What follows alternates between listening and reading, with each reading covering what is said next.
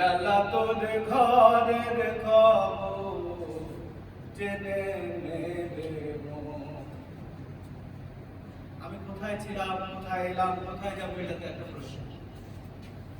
আর দেহের ভিতরে আসলে কে খায়, আমি যে খাই এটা কে খায়, আমি যে খাবার স্বাদ গ্রহণ করি এটা কে গ্রহণ করে, আমি যখন ঘুমাই আসলে কে ঘুমায়, আমি যখন জেগে থাকি এই যে আমরা এখানে আছি এটা আসলে কে।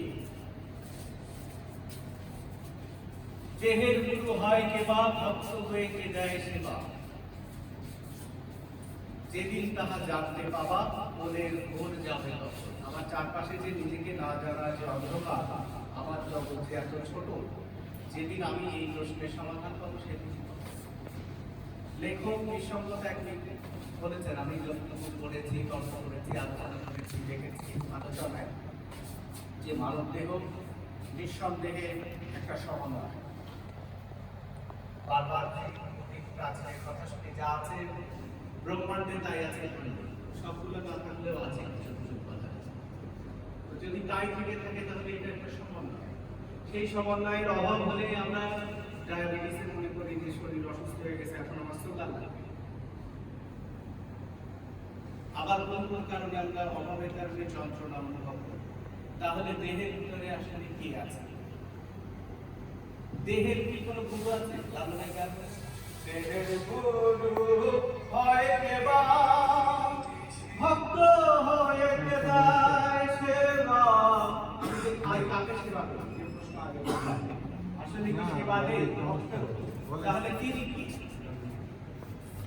বারবার সে অনুরোধ প্রশ্ন, আমারে কারখানায় কে বিরাজ করে জন্ম ভরে একদিন না আমি দেখলাম তারে।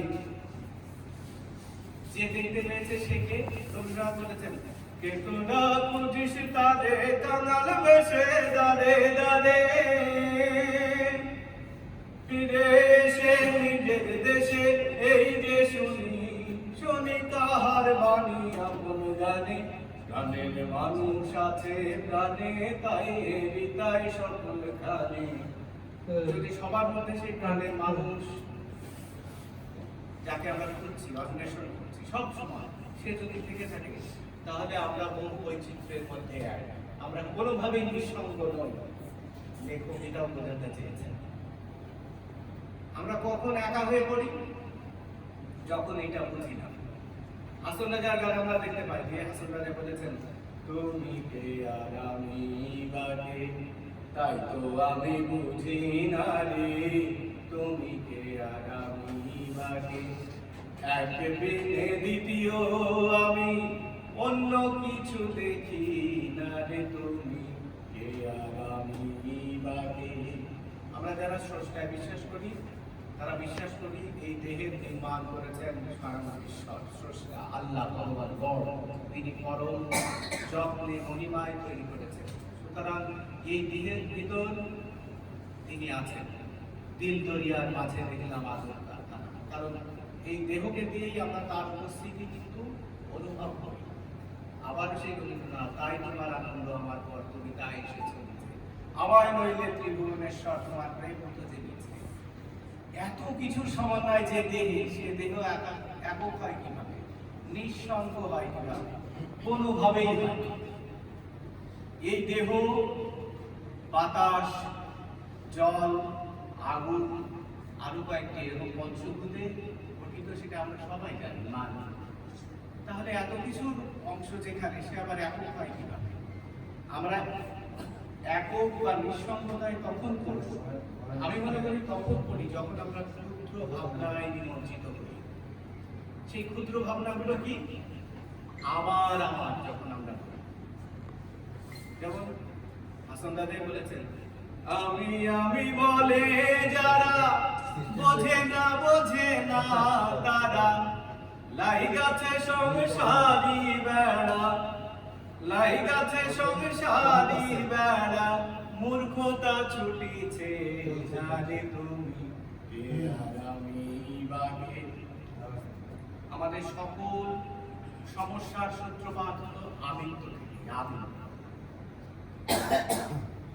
এটা আমাদের প্রাচীন সাংখ্য দর্শনে দেখি যে আমিত্বকে যদি বলি নিতে পারি, আমিত্বকে যদি এক পাশে রেখে আমি চলতে পারি, তাহলে সবটা তখন আমার মনে হয়, আমাদের মনে হয়।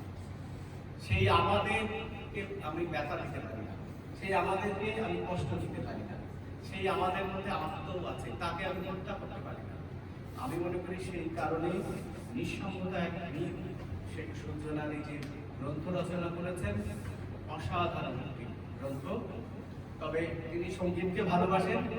সঙ্গীতের উদাহরণ এখানে একটু কম আছে, আমি পরবর্তীতে অনুরোধ করব যে, কারণ এই ভাবনা, এই চিন্তা, এই দর্শন চেতনার থেকেই কিন্তু বাই প্রোডাক্ট হিসেবে বলি, কারো কারো সাধনার পথ হিসেবে বলি, কারো দর্শন চেতনা হিসেবে বলি, সঙ্গীত আলাদা বড় একটি মণিরূপ বৃক্ষে পরিণত হয়েছে।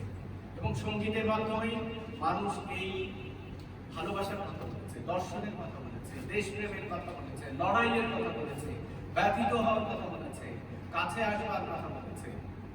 সুতরাং সঙ্গীতও এই নিঃসঙ্গতার মধ্যে কিন্তু সঙ্গ দেয়।